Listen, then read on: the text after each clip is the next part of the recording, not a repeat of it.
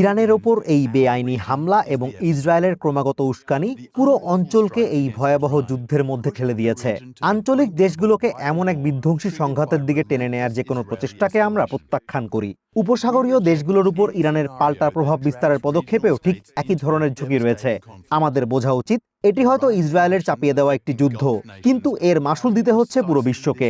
এই সংঘাত যত দীর্ঘায়িত হচ্ছে, ভূরাজনৈতিক এবং অর্থনৈতিক জটিলতাগুলো ততই আশঙ্কাজনক হারে বাড়ছে। প্রথম দিন থেকেই আমরা এই বিপজ্জনক পরিস্থিতির বিষয়ে সতর্ক করেছিলাম।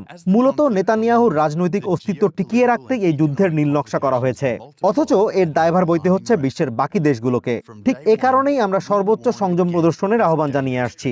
এই সংঘাত আঞ্চলিক দেশগুলোর মধ্যকার ক্ষতকে আরো গভীর করার এবং বিভেদ সৃষ্টির ক্ষমতা রাখে, যাদের ভাগ্য এই অঞ্চলেই একে অপরের সাথে জড়িত।